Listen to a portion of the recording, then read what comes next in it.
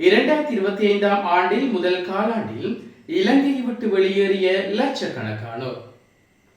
2025ஆம் ஆண்டில் முதல் காலாண்டில் இலங்கையிலிருந்து 1,44,379 பேர் புலம்பெயர்ந்து தொழிலாளர்கள் வெளியேறியுள்ளார்கள்.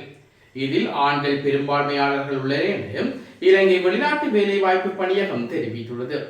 மொத்தத்தில் 88,684 பேரும் ஆண் தொழிலாளர்கள் எனவும் 55,695 பேர் பெண்கள் என்றும் தெரிவிக்கப்படுகிறது. 38,806 இலங்கை தொழிலாளர்களை ஈர்த்து குவைத் முதலிடத்தில் உள்ளது.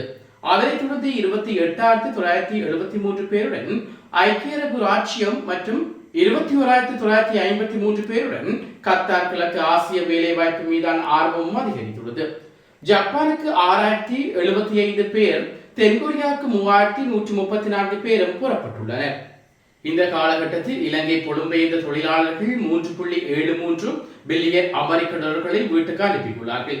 இது முந்தைய ஆண்டை விட 18.9% அதிகரிப்பை குறிக்கிறது. ஜூன் மாதத்தில் மாத்திரம் 635.7 மில்லியன் அமெரிக்க டாலர்கள் பெறப்பட்டுள்ளன. 2025ஆம் ஆண்டுக்கான மொத்த பணம் அனுப்புதல் 7 மில்லியன் அமெரிக்க டாலர்களை தாண்டியுள்ளதாக இலங்கை வெளிநாட்டு வேலைவாய்ப்பு பணியக திட்டங்கள் இலங்கையின் பொருளாதாரத்துக்கு முக்கியமான ஆதரவை வழங்குகின்றன.